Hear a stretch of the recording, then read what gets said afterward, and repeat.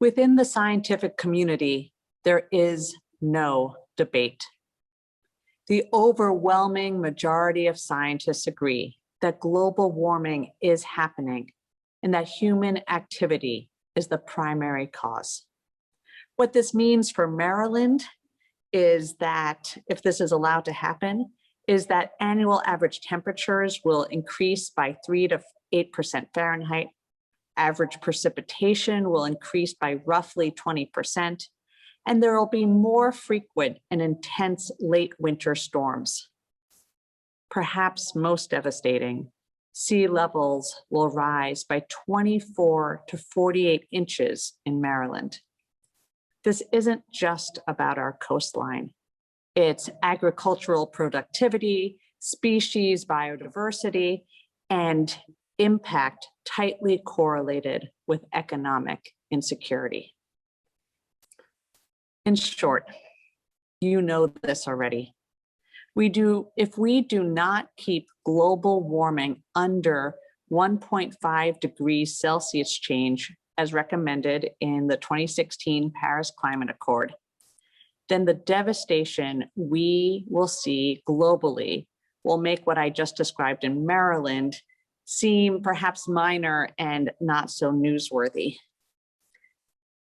Now, if you haven't been following in a while, at 2% centigrade of warming, the world could see that coral reefs essentially are wiped out, a doubling length of drought seasons globally, and global sea rise change by an additional 10 centimeters than at 1.5 centigrade, putting another 10 million people at risk of flooding and reducing the ability to grow essential key food crops. I don't want my children contending in a world shaped by 2 centigrade of warming. We need to do this for all of us, including you, your community, and your family, which is also me and my community and my family, and us, our communities and our families. As Reverend John said last Sunday, we cannot put our energies, cannot fixate on the very real fear. He spoke about engaging with and through and as love. My message in this duet of sermons across 2 Sundays is have faith. Have faith in science. Have faith in the small possibilities. Have faith in people. Have faith that we can do something about this climate crisis. Now, I will confess, for a while there, I didn't know where to find my faith. So I want to tell you about how I discovered my faith in the possibility that we might be able to avoid the worst of this climate crisis and turn around humanity's relationship with our planet. It was in late 2017, I believe, when I traveled to Canada with my family to the World Parliament of Religions. And there I heard Ken Kimmel, president of the Union of Concerned Scientists at the World Parliament of Religions. And he gave this message that said he thought scientists would solve global warming, but he recognized that science wasn't good at one part. And the part that they were not good at was about inspiring people to have faith that this could work. The language of faith, he said, belonged to the religious sphere. And so we needed to partner science and religion to inspire the faithful posture towards possibility. What he shared was so much of our actions to address the climate crisis and environmental degradation was sort of like stepping stones crossing a large body of water. We had some renewable work, we had some tree planting, we had some energy reductions, we had a variety of different policymaking actions, and they were effective in addressing some things, but there was the high possibility if one was attempting to cross, or certainly many people are attempting to cross, and anyone attempting to cross a large body of water on stepping stones who lacked mobility or agility or balance would have a high probability of falling in. But something significant has happened, which is those stepping stones have now become the pillars by which we could build a sort of suspension bridge, a larger connected path that can move all of humanity and also our planet from a place of environmental hazard to environmental balance. There is much work to do, but let me show you how this bridge is coming together. What are the pieces of this future? A lot about it are looking at how things are trending in the right direction. For instance, in 2017, coal was the source of 33% of our nation's energy. Nationwide, though, coal plants are closing, and by 2040, it is expected for coal to make up less than 15% of our nation's energy. I even want to bring that number down a little bit more, don't you? Over 60% of new energy generated in 2015 and 16 was green. That means wind and solar. Globally, renewables make up 24% of electricity generation in 2016. Note that the US was at 17%. So globally, we're trailing, FYI. Our global counterparts show that more is possible. Solar generation is expected to climb from 11% of US energy generation in 2017 to 48% by 2050. It's the fastest growing renewable source.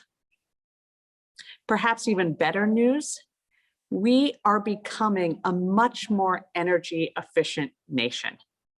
Pre-2018, though GDP, gross domestic product, was growing with more jobs and more production, our overall energy consumption stayed flat as a nation. Now, this is really significant. I want to pull this out. We successfully decoupled energy use from economic growth. In short, we can grow our economy while not polluting more. The price of battery and battery efficiency and battery length and battery lifespan. I know these things aren't sexy, but here's the number, the ticket. The price of batteries have dropped so much that scientists and engineers believe that in the next 1 to 3 years, the price of an electric car will be at a similar price point to a guzzling car. Consumers will begin to be able to make a choice. Companies like Amazon and Facebook have moved to entirely greening their companies by reducing energy use, purchasing renewable energy, and by offsetting any carbon that they do generate. States are also leading, with several going beyond initial commitments as laid out in the Paris Climate Agreement. Texas, right? Oil Texas invested in transmission lines and is now the #1 producer of wind energy in the country. Kansas, Iowa, and North Dakota, always, as you know, national leaders. Those states generate enough renewable energy to meet the needs of over half their state's electricity demands. States can step up to ensure that we meet and exceed the agreements that the US committed to in the Paris Accord. Dear ones, there's every reason to hope. What has been accomplished so far by just a few early adopters hints at what we could accomplish if the majority of us work together to address the climate crisis. Now, there are three overall categories that we need to do. We need to reduce, we need to cut emissions, and we need to capture carbon. Let me talk about carbon reduction. Now, here's some good news. I want to celebrate this. Maryland is actually pretty good when it comes to energy consumption on a per capita basis. We're the 10th lowest energy consumers per capita. So of course there is more to do, but well done. We are learning to reduce our carbon footprint. So good job. I'm really proud of us on that. Now let's get to the stickier place for us, which is cutting emissions. The number one thing that we need to do is to decarbonize our energy supply and then link most of our energy needs to this clean carbon source. So what this means is we need our energy grid to be as much as possible highly from renewable sources. And then we need to link up our homes and our cars and all the things that we do to that clean energy grid. Now, this is a monumental task, but I want to talk about what this looks like in Maryland, even though, of course, this has to happen nationwide as well as globally. Greening our energy grid happens when we choose to make it happen. Individuals can choose to make this happen by putting solar panels or other renewable energy sources on their property. Companies can make this happen, and governments can make this happen. The Green Mountain Company, a utility company in Vermont, announced an energy vision to be 100% carbon-free by 2025 and 100% renewable in its energy supply by 2030. Currently, they're about 90% carbon-free and about 60% renewable. What is your power company doing? In 2017, the most recent year I could find data for, Maryland was the 29th state when it comes to utilizing and producing renewable energy. Now, I'm not that competitive a person, especially for a New Yorker, but 29th out of 50, that's not so good. That's the bottom half.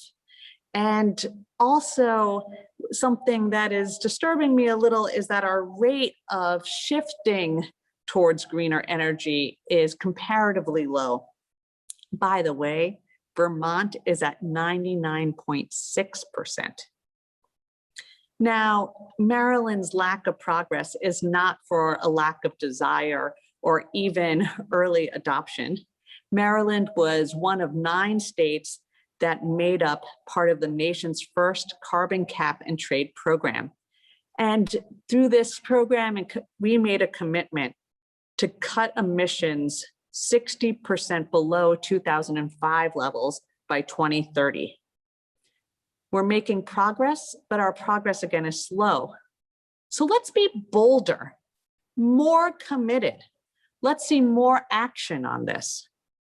In 2017, Rhode Island was 35th on the list in terms of renewable energy, so even worse than Maryland. And you want to know what happened in January 2020? Rhode Island's governor signed an executive order setting a first-in-nation goal to meet 100% of Rhode Island's electricity demand by renewable energy in 2030. If Rhode Island did it, why can't Maryland? The above commitment does not address the largest source of emissions in the region, the transportation sector. In 2019, transportation accounted for approximately 38% of all greenhouse gas emissions in Maryland, making it the #1 source of climate pollution in the state. Tailpipe pollution causes asthma, cardiovascular diseases, and even premature death.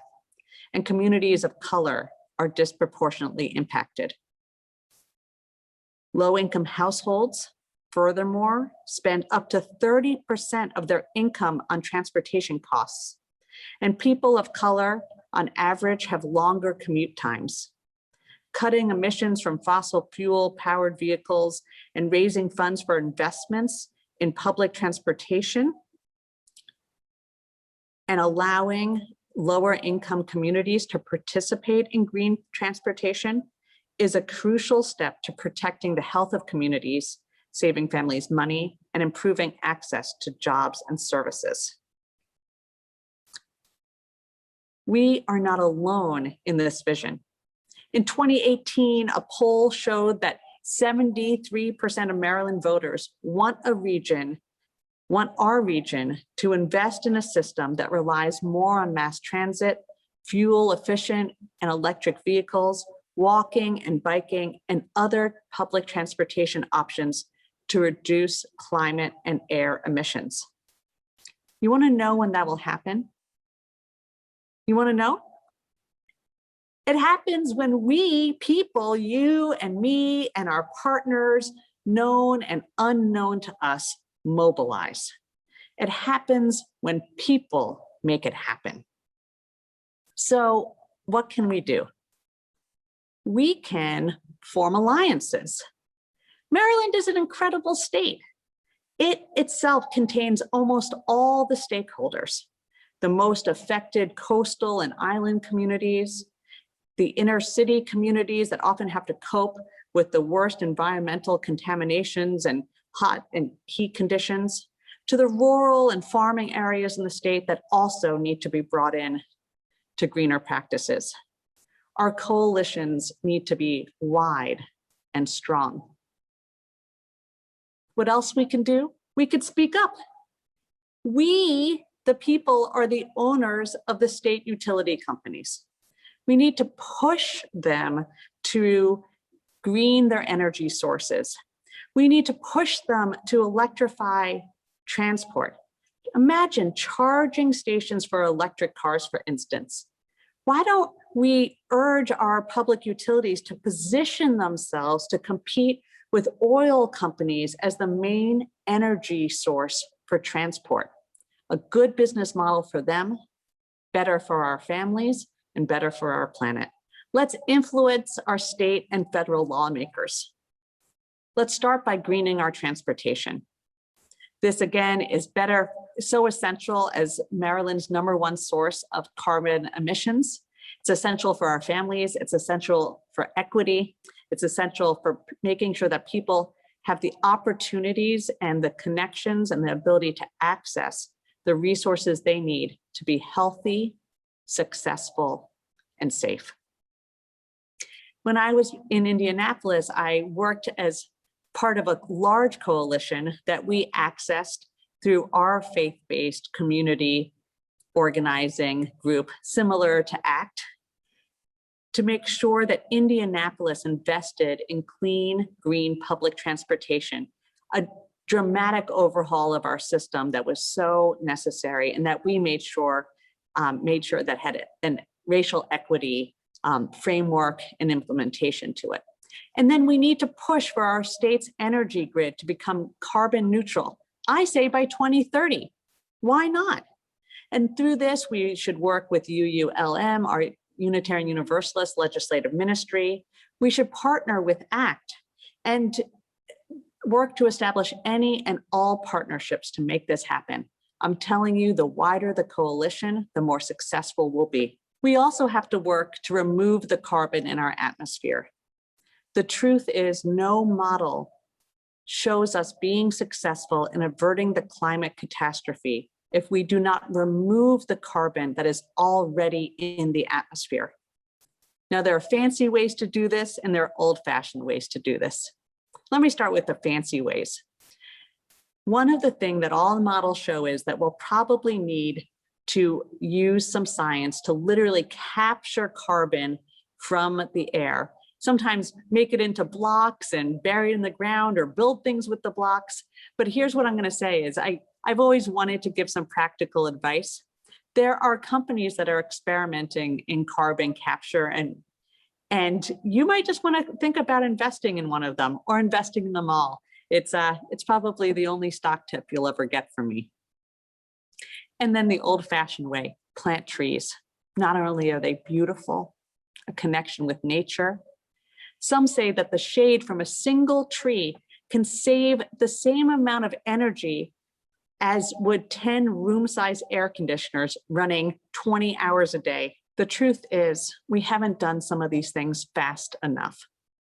So we're going to continue to have to adapt to the fact that the impacts of the climate crisis are here, and we need to work to mitigate them. I was glad that Maryland has started to put together a plan to protect our colonial downtown and the Naval Academy. But we also need to protect Highland Beach. It's a community just a few miles south of Annapolis that became the first African-American owned summer resort community in the United States. It's just as vulnerable and just as important to protect. If you are still needing to learn that your voice, presence, and commitment matters, I invite you to test it out here with us at UUCA. We should work to recertify ourselves as a green sanctuary. So reach out to Scott Eden if you're interested. There's a lot that we could do and do quickly. We have light bulbs that can be switched. When we return to our facility, we could get really good about heating people instead of heating spaces. We could support composting and the growing of healthy food. It's been so great to see some energy about that coming out over the last couple of weeks. And if we really want to put our dollars where our values are, we could improve the energy efficiency of our facility. That means our doors and our windows and our appliances. And also, we might consider adding solar panels to our roof. Wouldn't it be great to have our congregation be part of the solution instead of part of the problem? Dear ones, the good news is that we have practical solutions at hand to dramatically reduce carbon emissions and carbon levels. The time is ripe to implement solutions that simply weren't available to humanity a mere 10 years ago. All that is needed now is the choice to act. If you don't believe that the solutions that I've named here, based on science, can save and avert this climate crisis, I suspect that is because you doubt humanity's capacity, perhaps your own as well as others' will to change, more than you doubt the science. Emerson, in the passages from his essay Oversoul that Reverend John read from earlier, addressed your very doubts. Remember, the soul is not like the power of memory, of calculation, of comparison. It is not the intellect or the will, but the master of the intellect and the will. The soul, would one let it appear through one's actions, would make our knees bend. When it breathes through one's intellect, it is genius. When it breathes through one's will, it is virtue. When it flows through one's affection, it is love. When we feel the oversoul streaming through us, which happens when we are deeply connected to the holy that dwells within all nature, then nature will present a sanity to expose and cure the insanity of men. Emerson believes that a person deeply connected to this earth cannot fail to act. So bring nature into your life. We here believe that our grounds are holy and this earth is sacred. We need everyone here to act. If we move with Emerson's level of soul force, together we can slow the pace of global warming and pass on a healthier, safer world for future generations. I fervently pray that we do. Blessed be. Amen. Shalom.